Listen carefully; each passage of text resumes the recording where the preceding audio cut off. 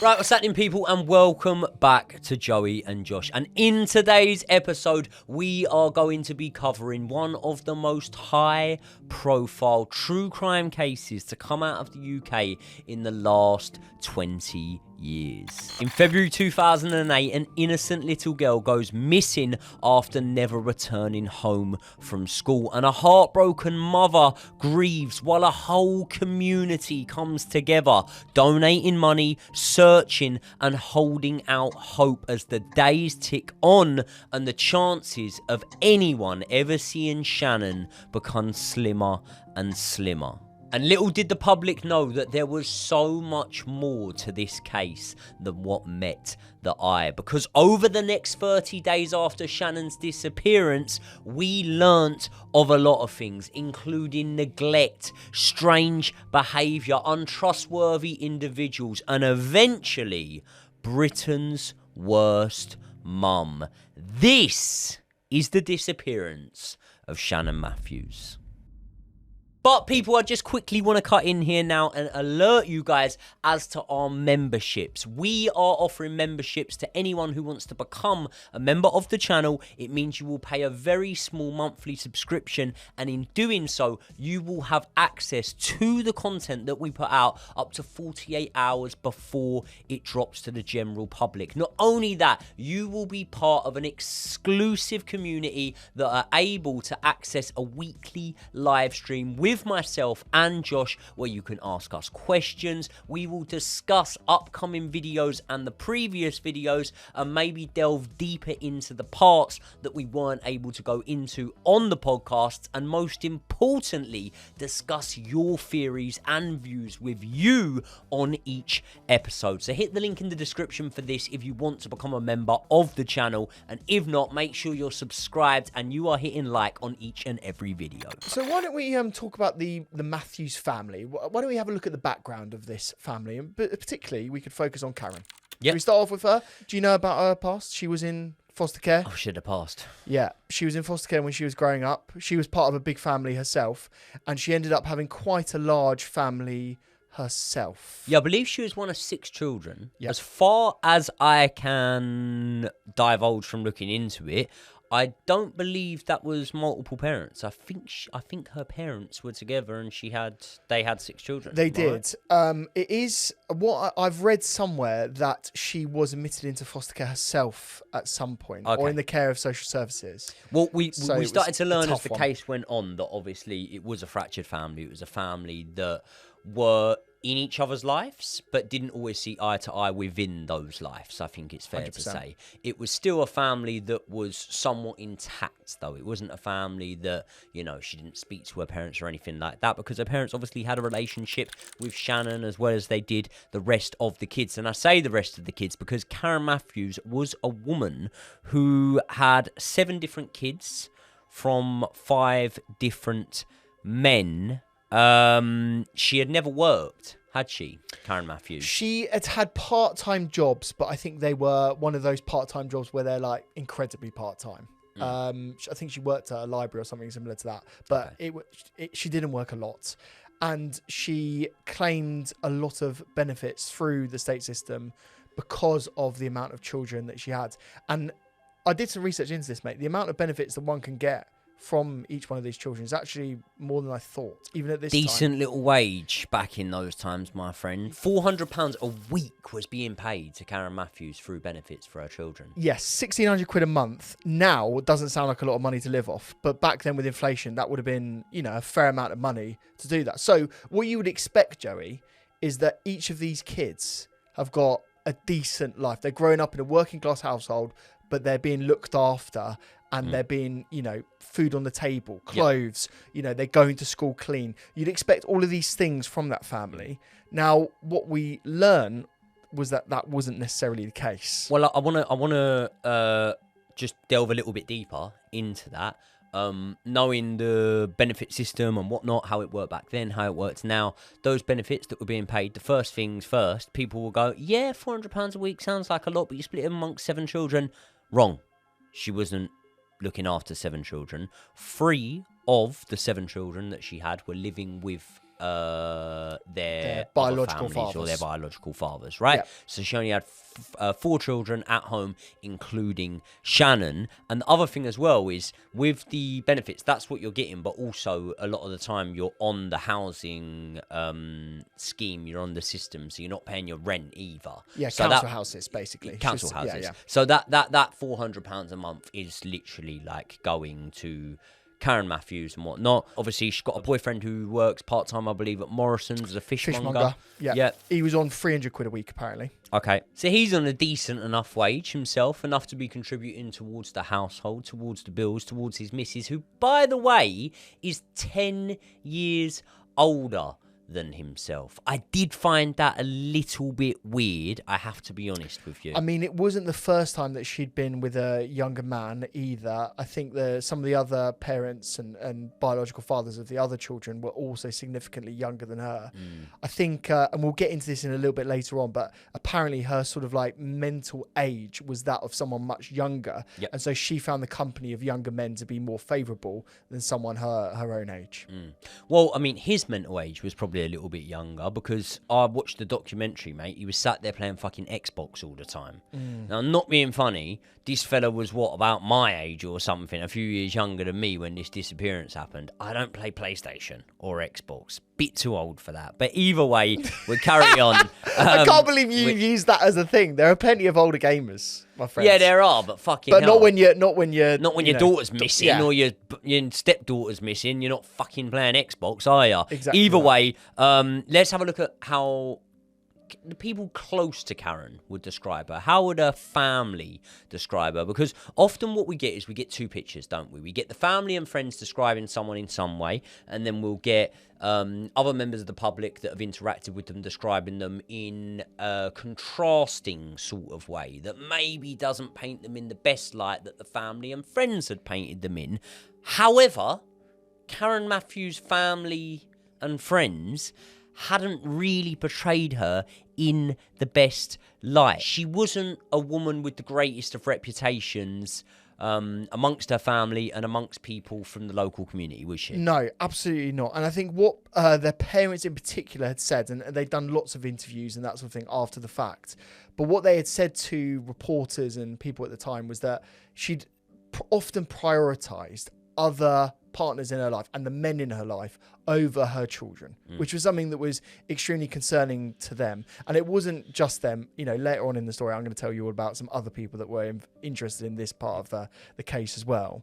But she'd also sort of frequently leave the kids alone, wouldn't she? Have you heard that? What this is the thing you said after the fact, i.e. after it came to like what she did and whatnot. Actually, I've watched a documentary that was filmed before any conclusion to this case, before anything happened, you know, which really concluded the case. No spoilers, Joey. No spoiler alert here. And at that time, that was when the family of Karen Matthews were selling stories to the newspapers. They were speaking with the media and whatnot. So a lot of what they claimed about Karen came to light during Shannon's disappearance, right? Now, like you said there, multiple claims of the fact that she would go out and meet different men, and when she would do that, she would frequently put herself and her love life ahead of her children and their safety, leaving them in the hands of sometimes strangers, a lot of the time less than reputable characters and members of society. And also, I heard things, mate, where they described this house, because this house is on a big estate. It's called the Moorside Estate, isn't it, in South Yorkshire?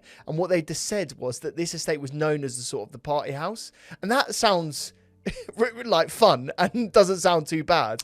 But my house was known as the party house growing up, mate. But like, it's not the worst thing in the world, but no. But what we're talking about is several young children being in this house, and there is people coming in and out, drugs, alcohol, cigarettes. There's stuff going on at this house that wasn't conducive to the best environment of young children, and that led the house to be questioned, you know, how safe it was, how clean it was, you know, and also how well the kids were looked after. Yeah, I mean, you're speaking about how well they were looked after. She would regularly fail to get them to medical appointments. They would regularly miss school because of Karen sleeping in and her partner not dropping them there. Her firstborn child was put on a high-risk register due to clear evidence of neglect and concerns about the baby's physical welfare and well-being. The children, including Shannon, suffered from very poor personal hygiene, and it was commonly said that they looked like they weren't washing. They had nits and lice found in their hair, things like that. Their general hygiene was very poor. They also said there was something that I read where she went into school one day and her feet were so caked with mud and dirt that they couldn't wash it off. It was just like there were several instances, mate. This isn't just like a one-off thing. It's like this kid's going into school and there's very clear signs of neglect. And again, it's like you want the education services to be doing something, but you also want social services to be doing something at that point, because it's clear and obvious, really, isn't it? And during the time of Shannon's disappearance, there was an interview conducted with the Sunday Mirror by the family of Karen, and they said, now this was never proven by the way, but they said that the children had told her that Craig used to beat the children. Now, we've obviously spoke about Karen there and the allegations against her and the reputation that she had. And we're not trying at all to sugarcoat it. We're not trying to make excuses and whatnot. But we did touch on the fact there that it was said that she may have learning difficulties. You've looked a little bit into that, haven't you? Yeah, so I think with all of these cases, what we try and do is we try and paint a full story. We don't... What the media were accused of at this time were painting Karen in one way and portraying her as a sort of... It was a class issue, and therefore she didn't have a voice, or her value was undermined in such a way. So what I did is I looked back and I tried to find some information about her that maybe would have not excused this, but sort of understood the behaviour that she was conducting, right? That's a key thing there. Sorry to jump in there. Like, I had this the other day when, obviously, and you lot would have seen now, the podcast that we did around the Soham murders, Ian Huntley, and we speak a lot in that specific podcast about his upbringing and about the things that he suffered, neglect as a child and things like that. And I'd clipped it up and put it out, and a lot of people were not angry, but they were saying loads of child suffer from abuse and don't go on to be killers and stuff like that.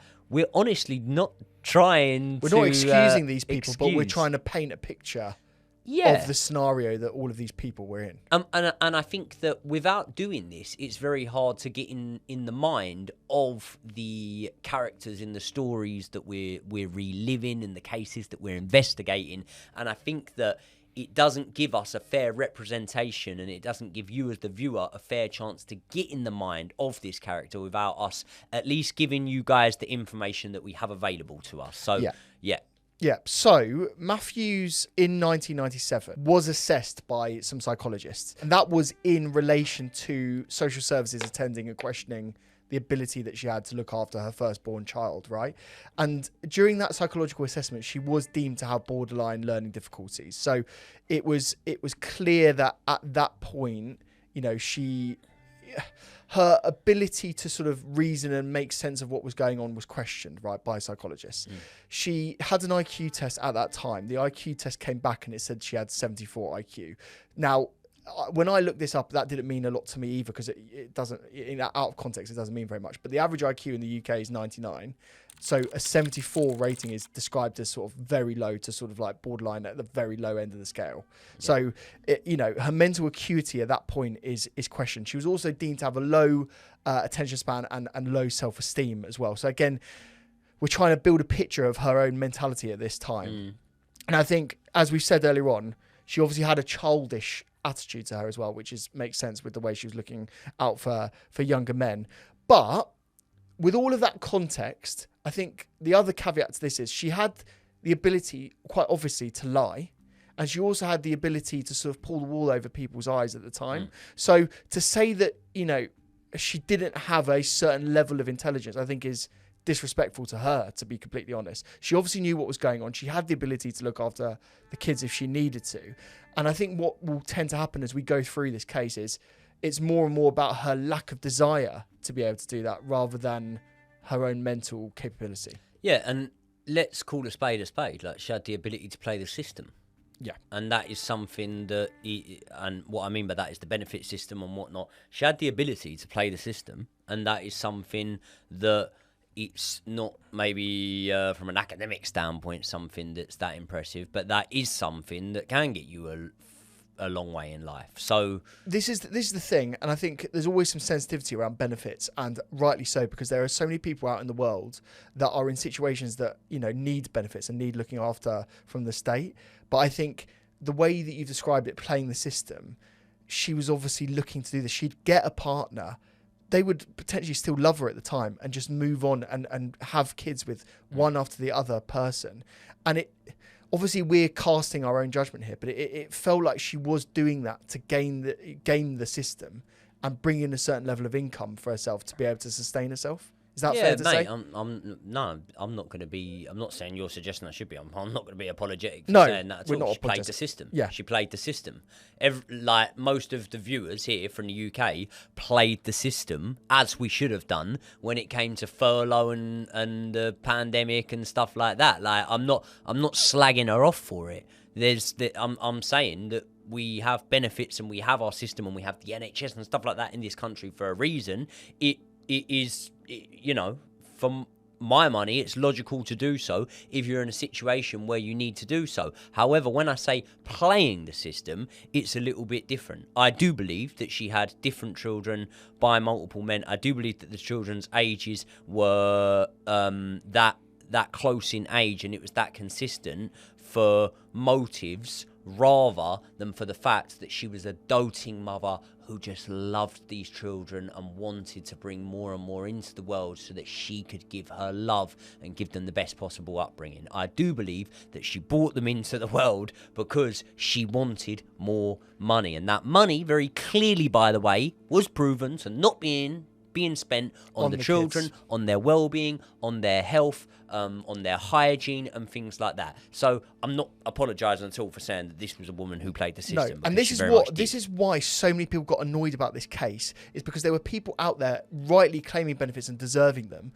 and there was this, you know, lady out there that didn't really deserve it and really wasn't spending the money in the way that she should be. And that is the biggest problem that people find with the benefit system now, right? But we talked about the kids there. We talked about how she was raising them. Should we talk about Shannon herself? Yeah. Should we talk about her upbringing? Let's start with the fact that it became very, very publicly known right away that Shannon was actually being bullied a bit at school. And again, this is something that I always come back to the parents with, right?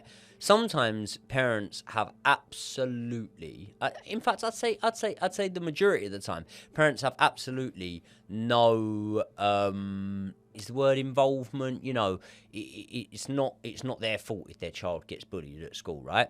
Sometimes it fucking is, okay? Sometimes it is your fault if your child gets bullied at school, because if your child goes in, and I'm not. Regardless, we're not talking about Karen Matthews here. I'm just saying in general. I'm saying people I went to school with, people I grew up with, whatever. If your child goes into school stinking of piss, yeah, they're going to get bullied. And as a parent, you need to fucking know that. You need to understand that. If your child goes into school with poor personal hygiene, that child may well get bullied. And as a parent, at the age that these kids were at, as a parent, you are responsible for that. I'm a parent. I'm responsible for that with my child. You're responsible for that with your child. One of the things that Shannon was being bullied about at school apparently was smelling. She was apparently being bullied at school about her weight. A friend of Shannon's described her as sweet, kind, but very, very shy.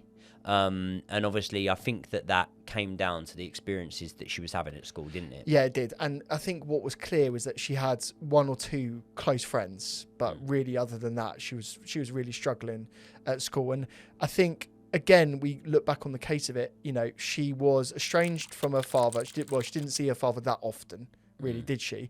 And also, there were Although she did, sorry, just to interrupt on that, she did have a good relationship when she did see really her liked father. him. And I think this is what we saw with the notes on her bedroom wall. Do you remember seeing this? Yes, so above her bed, I think she had a bunk bed, and above it was a sentence that she had written on that wall saying, "I want to go and live with my dad." And she had written that above her wall. Yeah, it's just absolutely gutting. And do you know what, mate? There wasn't just that, because I remember hearing that story as well. I looked this up.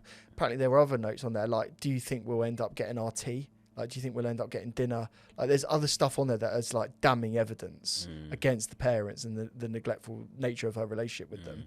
And it like, really, she is the kind of girl that is just desperate for looking after. She needed social services to really come in and support her, and she needed the support of the education system. And it seems that while social services were aware of the family, they very quickly got removed from the register.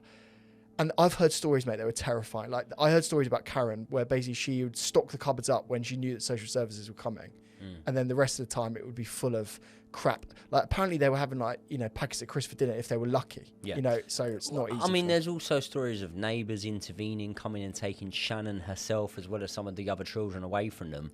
And then when the police would come over in a very unorthodox move, and this is one of the ones that is, I say story, this was confirmed. There was one incident where neighbours had taken Shannon away for her own welfare. I don't know whether Karen was pissed, causing a scene, whatever. And then when the police found that the neighbours, that Shannon were at the neighbours' houses, the police allowed it. You know, so that really does speak volumes on the woman that we're dealing with here. But why don't you run me through a sort of brief timeline from the point of Shannon going missing? Because last thing everyone knows, she goes to school that day, doesn't she? Yeah, so it was Tuesday the 19th of February 2008. She went to school as if she normally would. They had a day out where they were going to the swimming pool, and basically it felt like a very normal day for Shannon at that time. It was 3:10 o'clock that she returned from school, and she left school as she normally would. She walked as she always would with her young best friend, and they would split ways and you know, go to their respective houses at that point. What she noticed at the time, and she didn't say this until a couple of weeks afterwards, is that Shannon went a different way than the way she normally would do. And that is the last time she was like seen by anyone close to her, really. So at 4 o'clock, Karen Matthews tells her neighbour, Victoria Sanders, that Shannon had not returned home, and they all began searching for the young girl. At 4:10, Karen calls Sharon's school and asks if the bus had returned from the swimming trip. At 6:48, Karen makes a 999 call to the police to report Shannon missing, and police officers arrive within a few minutes. This is the call. Police emergency. Hiya, I want to put my daughter missing, please. Right, how old is she? 9. When did you last see her? She went to school this morning. Has she been missing before? No, first time.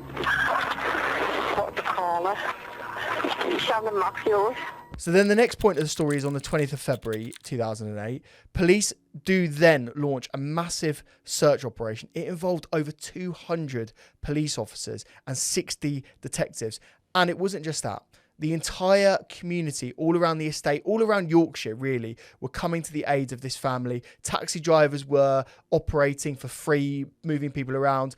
And they set up a community centre to sort of base the search around. On the 21st of February 2008, Karen makes her first televised appeal for Shannon's safe return. On the 26th of February, Karen does a police interview where she says something very strange. She says that she is out there somewhere in a nice, warm environment, but the person who's got her is not coming forward, which is what we'd really like. On Saturday the 1st of March, Karen issues a Mother's Day message to Shannon, and this is the first time we see a formal sort of award or reward from a newspaper. The Sun newspaper offers 20 grand for information leading to Shannon's safe return. On the 5th of March, Craig Meehan, Karen Matthews' partner, gives an interview denying involvement in his stepdaughter's disappearance, which is interesting because at that point, no one had directly accused him of having anything to do with it. Karen is also interviewed and says, "I think that there's someone out there who knows Shannon. They probably know me as well. And I just want her to return safe, really. And it makes me think now that I can't trust people who are really close to me anymore. I just can't trust them She got abducted, and that's all I can say. And at that point, police release a recording of part of the 999 call that Karen made reporting Shannon missing. And that takes us all the way up to the 7th of March, 2008, when a camera crew from Channel 4's TV show called Cutting Edge arrive at the Matthews household. And they are given unprecedented access to the everyday lives of this family. And we have seen so much from this documentary, mate. And I really think afterwards, this has given us such an insight into the way that the family operated. And I know you've particularly selected some clips for us to go through now, haven't you? Yeah, I thought that it was really weird because when the documentary was released, we had hindsight of knowing what had unfolded in the case and whatnot. But when the documentary was being filmed, none of the characters, if you want to call them that, in the documentary, and none of the people that were filming the documentary understood or even had an inkling as to what had actually happened. No, what they're doing is they're going to this family with a lot of media attention. Like, they were having the BBC bang on their door every day, Sky News bang on their door every day. So to have camera crews in the house wasn't particularly unusual. But like you say, the camera crew from Channel 4 are going there hoping to help find this young girl and tell the story.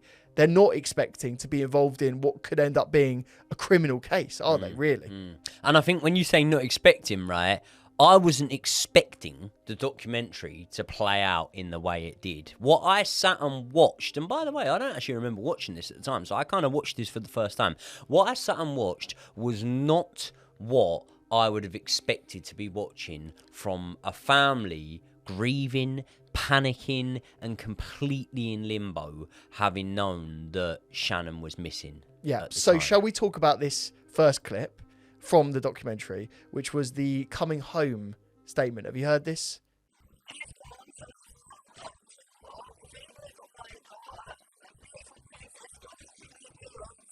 So yeah, I think from watching that, the boxes are ticked, in my opinion. You can see a grieving mother, clearly,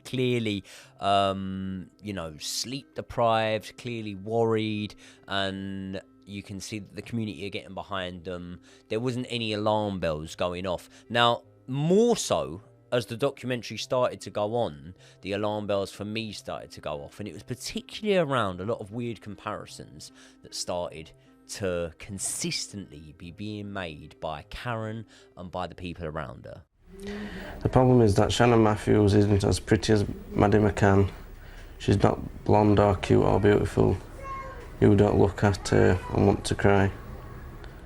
Yeah, so as you can see from that, they're consistently comparing their situation to the McCanns, speaking about the McCanns, almost like, as well, like, people will call us hypocrites because we've done a whole podcast, by the way, watch it if you haven't, we've done a 2-part on that, on Madeleine McCann and what we believed happened to her and the neglect of the parents and whatnot. So this might sound a little bit hypocritical, but being very pessimistic would probably be an understatement about the McCanns themselves. Did you find... Am I reading into this too much, or did you find there was a bit of a McCann obsession here? There definitely was a McCann obsession. This happened, the McCann disappearance, was it about 9 months earlier, I think? Well, it was May 2007, so it would have been almost a year. Almost a year. So it's very much in the zeitgeist of public attention still, even at that point. And I think what the... maybe I'm reading a little bit into this, but I think what was clear is that people have raised a lot of money around the McCann case, hadn't they? I think they'd seen the sort of attention that the fund had raised, and I think this sparked something in the family to say, how have they raised this much money, and why are we not getting the same amount of money and funds being raised around the disappearance of Shannon? Now, did you know that there was a phone call placed from the Matthews family home to the Madeleine McCann Disappearance Fund asking for cash? No. So during the First I've time... ever heard. Yeah, so during this time, I don't know if it's exactly at this moment, but I think it's during the period in which Shannon is missing. They had sent a call in, and it's never really been identified what member of the family did this, so take this with a pinch of salt. But they had messaged the fund and said, you have raised a lot of money. You've got a lot of money spare, because obviously they didn't spend all the money as soon as they got it. Can you afford to give us some of the money to help look for Shannon? And I couldn't believe that. But yes, to say that there was an obsession is an understatement. Now, what annoyed me about this is the way that they portrayed this is the Sun have raised a awareness campaign, but it was only on page 17. Shannon isn't as young or as middle class or as blonde and as beautiful as what Madeleine McCann was. Obviously, Madeleine was considerably younger than Shannon, and she was everywhere, wasn't she? And they made it out that they were the victims here, and that they were constantly judging themselves against the McCanns. Now, I don't think anyone else at the time, or especially at the estate looking for Shannon, was saying, we're putting in less effort than we would do if Madeleine McCann had gone disappearing in this They made estate. it into a classism type They row, did. I would say. They did. And I think that I can... Listen, I'm always open to, having my opinion changed on things, being able to see a picture that maybe wasn't as clear before to me, and I'm open to there being an element of classism in this case. I wouldn't disregard that. But I also think that the context is completely different. There was an underlying and ongoing narrative in the McCann case that, in a nutshell, the Portuguese police had fucked things up, and had the British police been on it from the start, then maybe Madeleine McCann would have been found, or maybe what happened to Madeleine McCann would have been a lot clearer, right? And I think that was one thing that got the British public behind the McCann case and why it became more high profile. There was also the thing of, it happening in a foreign country straight away. That makes things scarier, different surroundings and environments. And then I also think that when you look at it, both cases, yes, are regarded as a kidnapping, but even when you look at the bits of media that the McCanns did, they weren't as set in stone about what had happened to their daughter. They were confident that their daughter had been abducted, yes, but they were nowhere near as set in stone about what had happened to their daughter. Karen Matthews was almost pouring cold water to an extent on the situation by saying that, I know she's out there, I know she's with someone she knows and stuff like that. So, yeah. I also really resent the attitude of them at this time, that there wasn't as much effort going into the search as there would have been for someone like Madeleine McCann. And I'll give you some stats, mate. There was over 3,000 houses searched during this time period, right? There was a search of 300 police officers, but also probably thousands of members of the community that were out there actively looking for Shannon at the time. There was over £3.2 million invested in this search. So that's a crazy amount of money. That's right? That's in the space of less than 30 days. Exactly. And also, 16 out of 27 search dogs in the entire United Kingdom were looking for this girl. To say that there weren't people actively looking for her is a joke. Do you know what it is? I think if you're out searching for someone all day, every day, you're probably going to be a bit exhausted and make a few comments that maybe, you might have not made if you weren't completely exhausted from the level of searching that you have put into looking for your daughter, wouldn't you? Yeah, absolutely. And Karen Matthews, she was a foot soldier. She was out there looking for her She was daughter. pounding the pavements. She was pounding the pavements, my friend. She was out there looking for her daughter at every possible opportune. No, just checking the notes, Joey. I don't think that was going on. No, she wasn't. She wasn't doing that. Something, you're going to do that.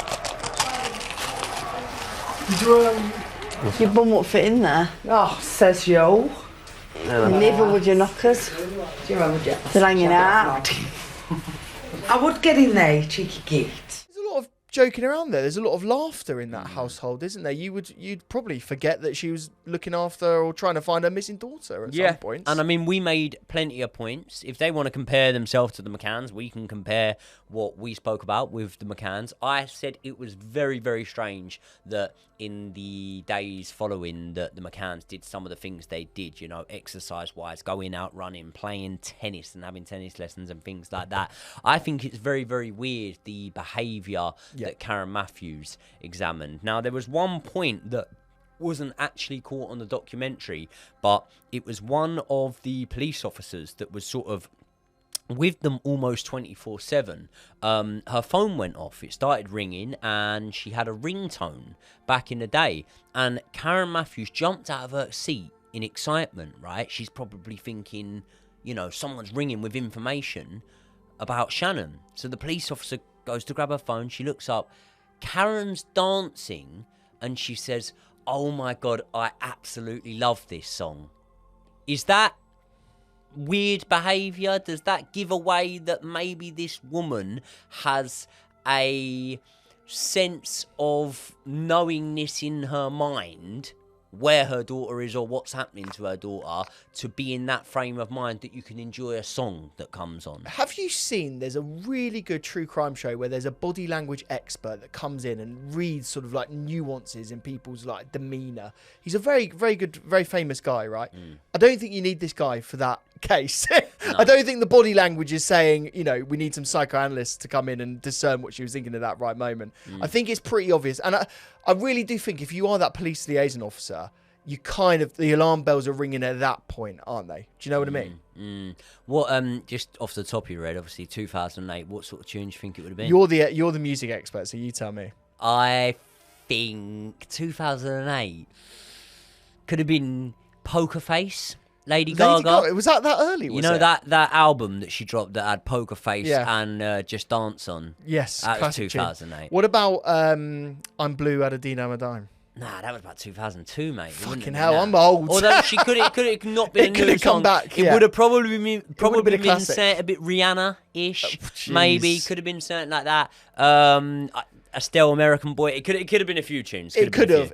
Do you know what? That wasn't the only issue and the only moment within the documentary that blew my mind. Do you remember seeing Craig sat on the sofa playing video games while he's meant to be searching for his stepdaughter? Constant. He's playing video games the whole time. He's having weird sort of almost mini confrontations with the media when they're asking whether or not they can come in. And it's weird because they were complaining about the fact that they were only making page 27 in the sort of national newspapers, yet at the same time they weren't giving the media the opportunity to promote the story as much as they would have wanted them to. Yeah, and there was some other stuff about Craig that surfaced at this point which was particularly concerning, wasn't there, mate? Like there were some accusations thrown about him. Yeah, so on the 9th of March, the Daily Mirror actually ran a story saying that Craig had hit Shannon. This came from family members and whatnot, saying that Shannon had confided in them about it, and also that apparently the other children had said that Craig was violent towards the children. Yeah, so basically what this does is it takes it from being like a family rumour where the parents had argued that he'd potentially been, hitting the children, to being a sort of global story, really, because there was coverage from all over the world. And really, this is sort of the turning point in which sentiment towards the family really sort of dropped off. They were already losing some sort of like, I suppose, support amongst the community. Obviously, around the local community was still supporting them, but in the press, they were really losing it. And I think really this is the point where it sort of really took a nosedive. How old was Craig at this time? Was he mid-20s? I think it was 23, because I think she was 33. Yeah. Can I be controversial and just speak my mind here? Please. He looks like a nonce. Well, maybe you knew something before anyone else did. Sorry, but I'm just saying. I mean, at 23, that's pretty young to be one. But I take one look at that Craig and think, yeah, you're a wrong one. How can he be a nonce if he's going out with older women? Often what you'll find is that people with predatory behaviours do worm their way in with older women. I remember the disappearance of Tia Sharp, and it ended up being Stuart Hazel, a man that she saw as a granddad type figure to her, because obviously he was with her grandmother, who was considerably older than him, yet he had a lust in younger children. So I wouldn't necessarily say that the fact that he's with an older woman proves that he can't have an attraction towards younger children. It's a weird dichotomy, that is. I wouldn't have thought psychologically that would make sense, but now you say it, there is a lot of evidence for different cases. Yeah, that's the case, isn't it? Yeah. Shall we go into the brief moments before and then potentially into how Shannon was found? Yep. So on the 12th of March, Karen does this interview, and she reveals something in this interview that she had never told any of her family liaison officers, any of the police. Who were with her almost 24/7, by the way. All the time. And do you remember what it was? It was super, super strange. Shall I read it out? Yeah, read So it. basically, she said, I think that somebody out there knows Shannon, probably knows me as well, and I just want her home safe, really. I think this is the moment in which the whole thing starts crumbling down, doesn't it? That's a moment where she's inadvertently opened herself up to a lot of questions. And that raised suspicions even further, not just amongst the police, but amongst relatives, distant relatives, and it resulted in an anonymous tip-off from a family member, actually, of Craig Meehan's family. And the tip-off was regarding an uncle of Craig's. Now, that uncle had never come into contact or been seen by any of the family, by any of the media or anything like that since Shannon's disappearance, which it's 3.5 weeks by this point. That's a bit weird, right?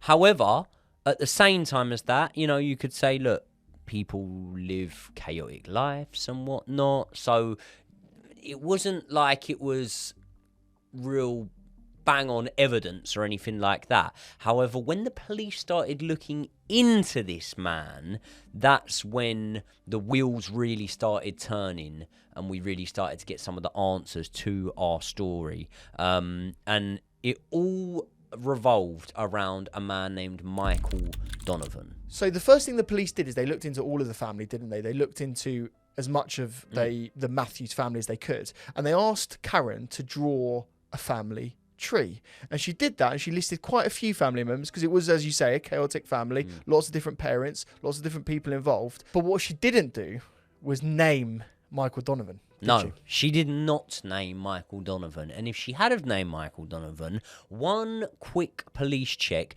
would have swiftly led the old Bill straight to this man's front door. Because I'm going to give you a quick rundown here on Michael Donovan. So he had actually changed his name at some point during his life. He was born Paul Drake.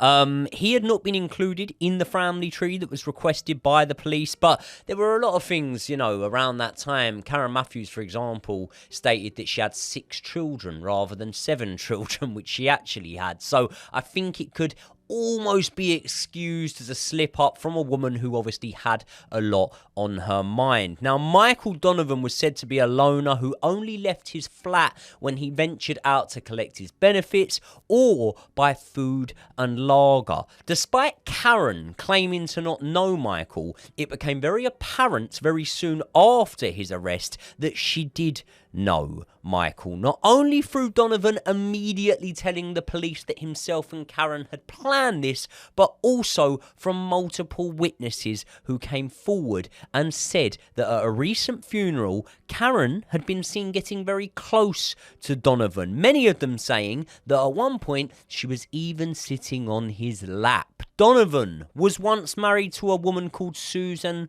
Bird, who he had 2 daughters with. However, Bird claimed that Donovan used to beat her, as well as mistreating the children. Social services were called into the daughter's school and they were taken into care. However, they continued to attend the same school. 15 months before Shannon's disappearance, Donovan abducted one of his daughters, taking them to Blackpool for 3 nights without consent and without telling anyone, and upon returning home, he was arrested for this. This all means that had Karen initially put Michael Donovan as a member of the family in that family tree that she drew up for the police, Shannon Matthews' disappearance would have been solved almost immediately.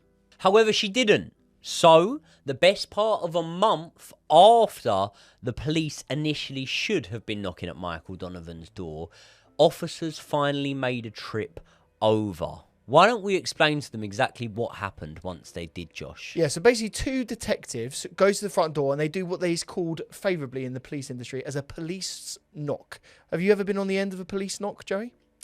I know a police knock. Yeah, 100%. The police knock is a big, loud bang on the door, and it means you have to answer the door, whatever you do. You cannot hide. You cannot run away. You've got to answer. Anyone that's grown up or has friends that have grown up on council estates or anywhere, by the way, but mostly council estates, will know that every now and again someone will come home or come back to an after party drunk and knock on the door all loud, and you'll open it. You go, "Why are you fucking knocking like old Bill?" So there definitely is a police knock. Yeah, There's a police knock. And much like those parties, the neighbours were alerted to this noise, and they were pretty concerned. It's in Yorkshire, so what they did is they popped their head out the door. Back in the day, that's what used to happen at people's homes. They'd care about the community, and they had a chat with the police officers. And basically, what they said to the police officers is they'd heard the sort of footsteps of a young girl in the house. They actually described it, the neighbours, as a toddler. They described it as a toddler's footsteps, which obviously Shannon wasn't a toddler, No. but they had said that. The police officers had to force their way into the house, and upon doing so, straight away they hear Shannon's voice. They hear Shannon say, "Stop it, you're scaring me now." However, upon searching through the house, walking through, they can't actually see Shannon until they enter a bedroom upstairs. Yes. Basically, there was a serious search conducted in that bedroom. By the way, they had to knock down more doors to get in there because there were lots of other locked doors in the upstairs area as well. And they hear those voices, and they ended up looking sort of down by the side of the bed.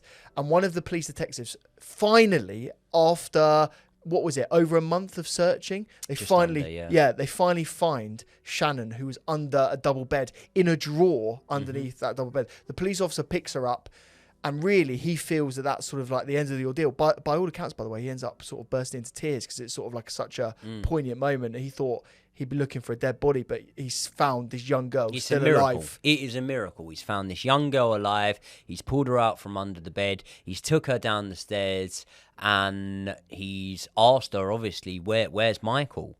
And to his dismay, she says he's still up there. He's under the bed. Michael was under the bed with Shannon, and he was hiding so well that the police officers in question didn't even see him when they got Shannon. And when they went back under to the bed to pull him out of there, he still had himself barricaded, and it's alleged that he scratched, bit and hit police officers on the way out as they tried to pull him out from underneath the bed, isn't it? Yeah, he wasn't going lightly. And I tell you what he did straight away. When most criminals get sort of apprehended in this, they go to the police station.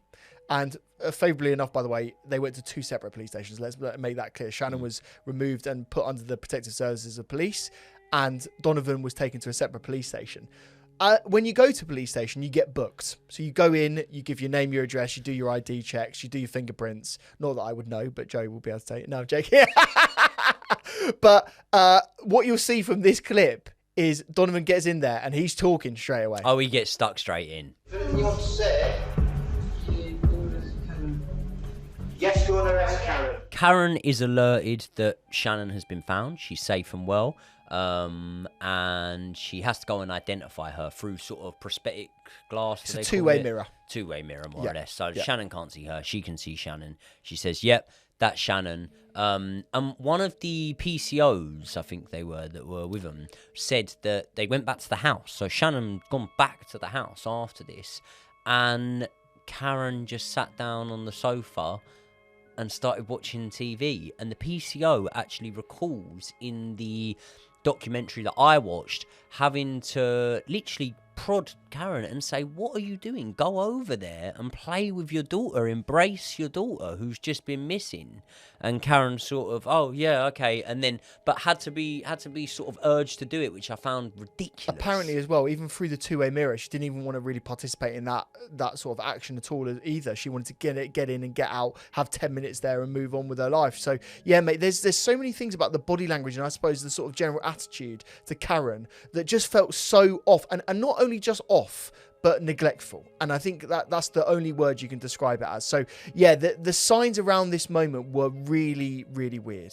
So Michael Donovan has clearly implicated Karen, hasn't he? He's told the police that Karen's in on it. We had hatched up this plan. It was to split the reward money and whatnot. But At this time, when Karen's brought in, she's still pleading ignorance to this and saying that she doesn't even really know Michael, isn't she? Yeah, she, throughout the case and throughout the subsequent court case, sort of said very clearly, I had no idea where Shannon was the entire time, and I had no idea who she was with.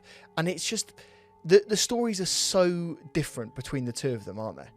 But Donovan is in the police interview at this time. He gets a solicitor, and via the solicitor, he issues a 3-page statement which read very, very differently from the account that you've just heard from Karen. She said, "You'll take her back to your place and keep her there until I phone you." I said I wasn't happy about this, and she then threatened, if I didn't do it, to get 3 lads onto me. I said, "Okay, I'll do it," and she said there was money for me in it. I said I didn't want the money. She told me just to do what she said. She said if I told anyone, or I went to anyone, I would be dead. Right, so Karen's been arrested. Yes. Michael Donovan's been arrested. Yes. Any other arrests we need to... They were arrested for the same thing, Yep. and what you would obviously say is that Craig Meehan would also be involved and arrested for the same thing, would he Craig not? Meehan was arrested Yeah, he was arrested, yeah. for the abduction, for...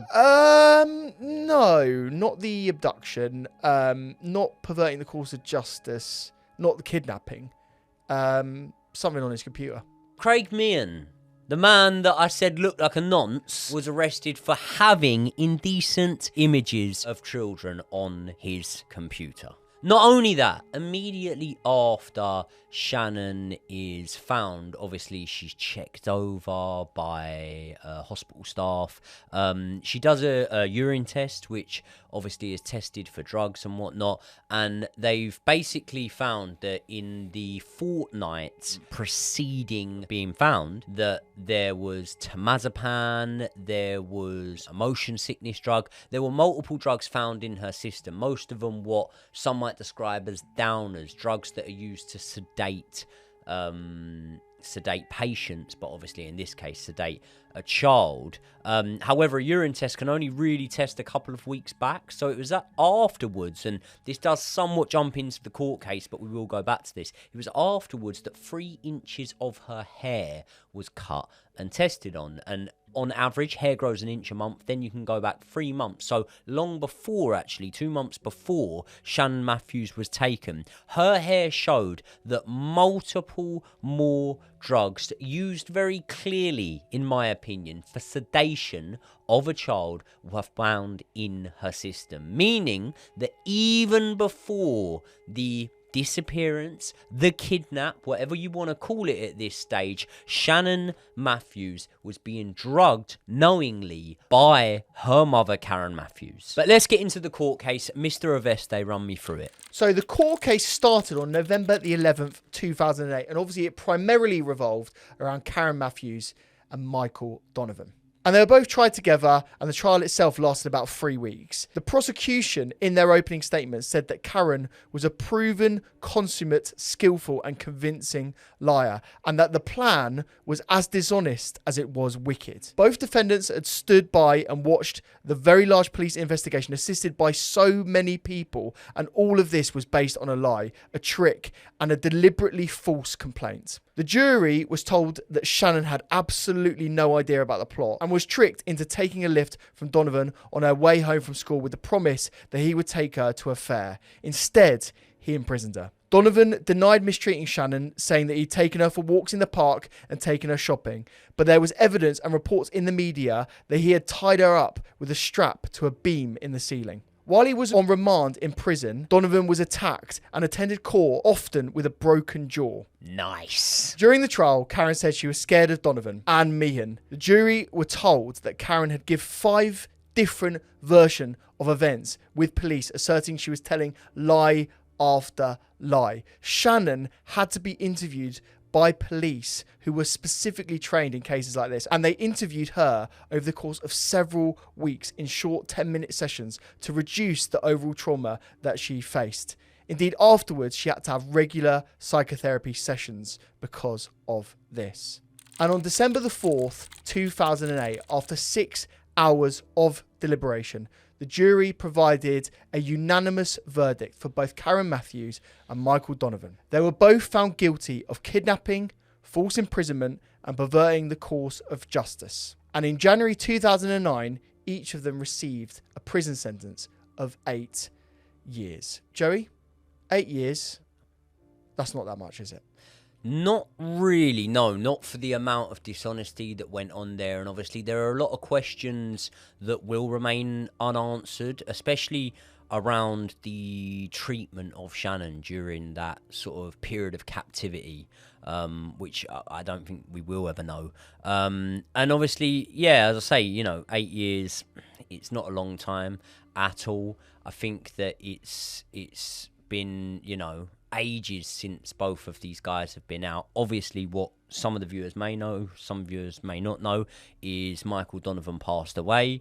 Got my thought I had a little party popper in my pocket, but I haven't got it on me. But yeah, no, Karen Matthews, she's still out there. What about Craig Meehan? How long did he get? Before we get into Craig, can I just tell you that they actually didn't serve 8 years, because that's never how these imprisonment sentences work. They only served 4 years. So I think the 8-year sentence they got off incredibly lightly, but to say they got off with 4 years is ridiculous. Now, talking about light sentences, let's talk about Craig. He ends up basically going to court. He pleads not guilty, and the charge is obviously the 11 charges of indecent images of children, right? He is found guilty by the trial. He tried to basically say that someone had access to his computer and that it wasn't him that had downloaded those images. The court very clearly proved that it was him. Now, I would want a pretty significant jail time on this. The images that he had downloaded were of children between the ages of 4 and 16.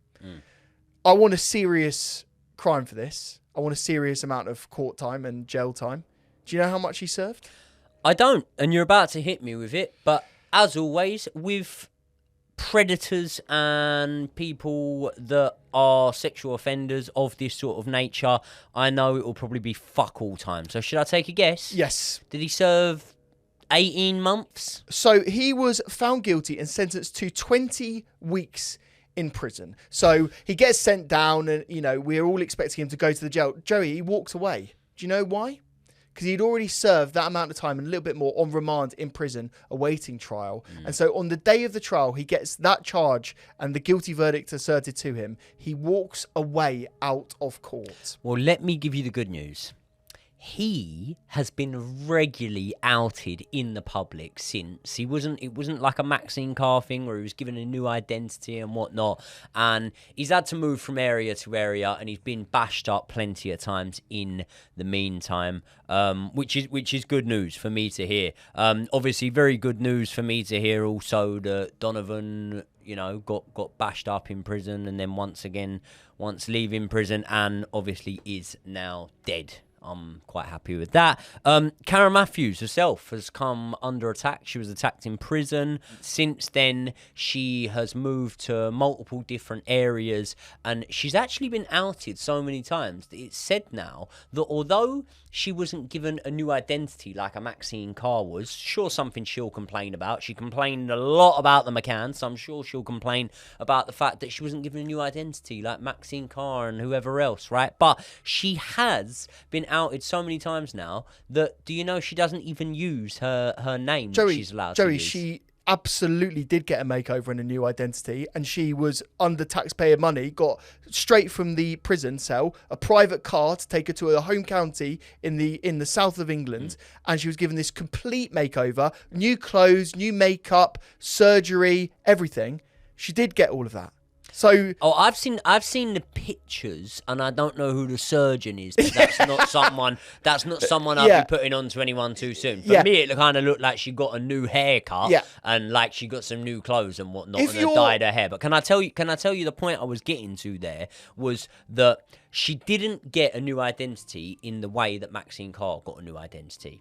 Maxine Carr got a new identity in terms of literally down to her passport and everything like that. Karen Matthews got a new alias. That's the difference. That's the differential in between the two. So maybe I wasn't clear enough on that, but Karen Matthews got given a new alias, not a new identity, and that's the key thing with this. So Maxine Carr, John Venables, Robert Thompson, there are maybe one or two more by this point. They have been given new identities after the crimes they committed by the UK justice system. Karen Matthews does not fall into that category. She was given a new alias, and the point that I was actually trying to make was it became so consistent that she was getting outed and getting discovered in whatever area she was moved to that, do you know now, she doesn't actually even go by any new alias. She just goes by Karen Matthews I again. did know that, but what I would expect her to do in this period of time would be to lay low, to sort of keep her name out of the media and kind of try and stay away and basically keep a low profile. But the biggest thing that pissed me off, Joey, is she hasn't kept a low profile. No. She's done several interviews after the fact here. And there was one interview that I saw in a mainstream newspaper with the title that you told me about as well, mate. It was, "I am not Britain's worst mum." Do you know the rationale she used to describe herself and why she wasn't Britain's worst mum? Tell me. This is a direct quote from the article. The rationale for that statement was, "I didn't kill anyone." It would make you a better than the worst. That is good logic. Yeah. She also said in that interview that Baby P's mum and Maxine Carr don't get the abuse that I do. No. She is hard done by, old Karen, isn't she? She really is hard done by. She is. She also went on to sort of say that she'd had, suicidal thoughts. She said that she was scared to die alone and lonely. Not just alone, but alone and lonely. And she also later came out and said that you can't kidnap your own child. Did you know that? If it's your own child, you can't kidnap them. You can't.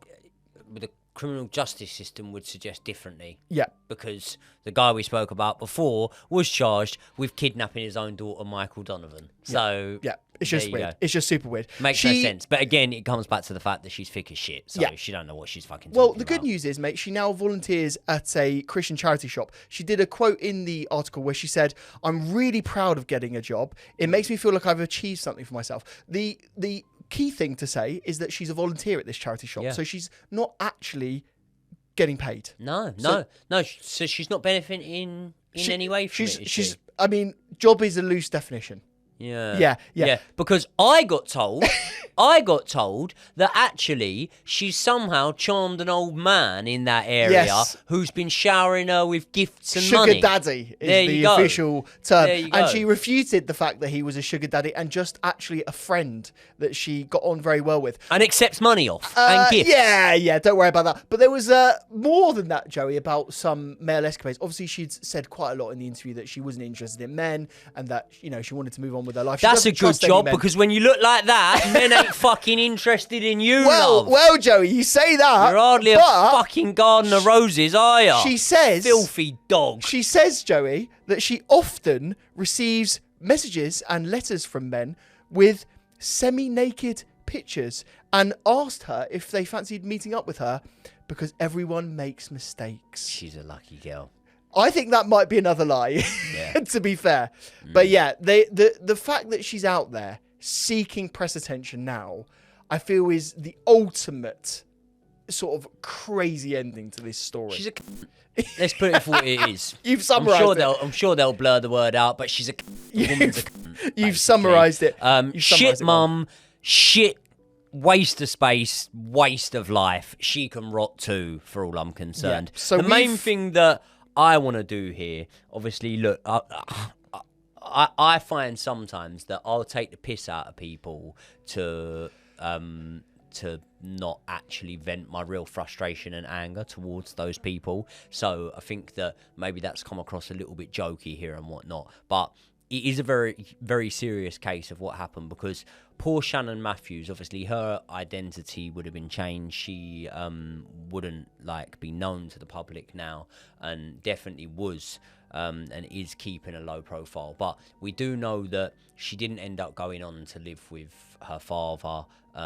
As far as we know, doesn't see her siblings and that now, and actually used to have quite a lot of PTSD over the situation and over everything that happened. So definitely condolences going out to her herself, and just awful for her that she had to be sort of born into that environment. It was, and not only did she not go into the custody of her biological father, obviously the grandparents as well, that was an option that she could have gone into the custody of them.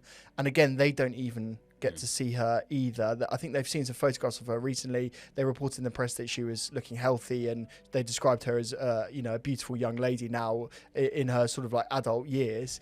But yeah, I think our utmost sympathy goes to her. She lived a traumatic life from the moment she was born, and I think what happened in this case was so tragic and so traumatic. We just hope that she's lived a life now where she's been able to sort of get through as much of that trauma as she possibly can, talked it through, with therapists and that sort of thing. And we hope that she lives a very happy and fulfilled life now, living with an identity that is completely separate from what we know her as. Can I finish by asking you a question? Your gut instinct, right?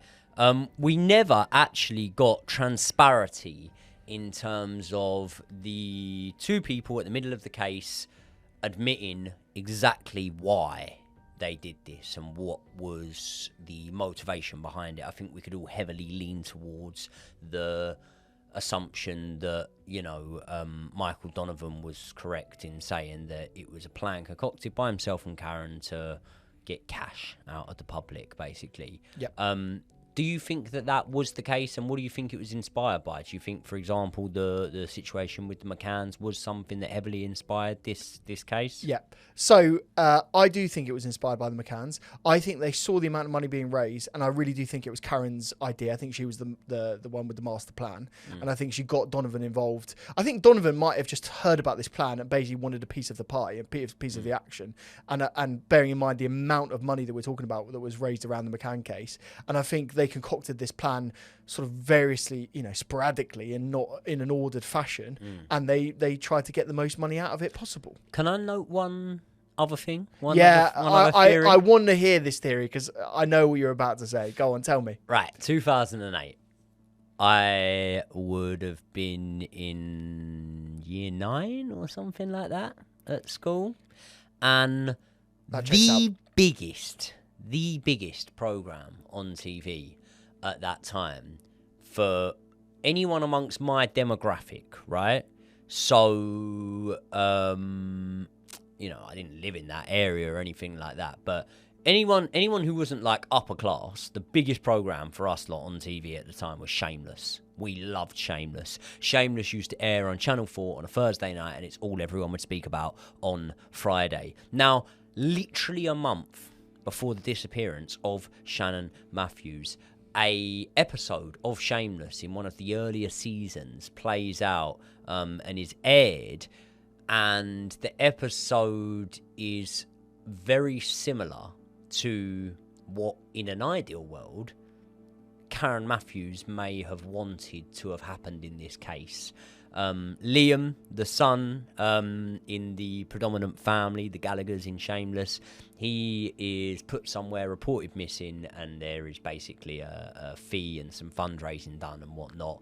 You can go and look into the context of that episode itself, but that aired a month before. Listen, again, I've got no evidence for this. If I had to put my money on the line, Karen Matthews watched Shameless. Yeah. I'm not saying that she definitely watched it and then went, right, that's what we're going to do. But Karen Matthews watched Shameless. Everyone watched Shameless, mate. Everyone watched it. You've cracked it. You've solved the case. I reckon that was a little bit of inspiration there too. Yeah. But either way, that today was our thoughts on the case, the disappearance of Shannon Matthews, Karen Matthews, what everyone's up to now. Let us know in the comment section below what case you want to see us cover next time. And if you've made it round to the end of another video, please make sure you hit the like button on this. Subscribe to the channel if you're not already. And if you want to go that one step further and become a member of our channel, you can do so by hitting the link in the description. That will get you exclusive access to each week's episode up to 48 hours before they are uploaded, and also will make you eligible to be part of an exclusive weekly live stream that myself and Josh do. We interact with all of the members, we answer your questions, we speak with all of you, and we have got some real great members in there already at this moment. Basically, what I love to be able to do is on those weekly live streams, we review the case, look at your comments, and sort of try and do a bit more time on the case than we can do in these recording sessions. Yeah. So honestly, we've had so much really good feedback from that. We'll always do one for everyone first, but we'll do the real special stuff for the members. So if you want to join the membership, that is one reason more than any to get involved. We've got over 80 people now signed up for members on the channel. 80. So you'll be joining a big old community, and they're all absolute legends in there. Legends. Couldn't have said it better myself. People, we will see you all in the next one.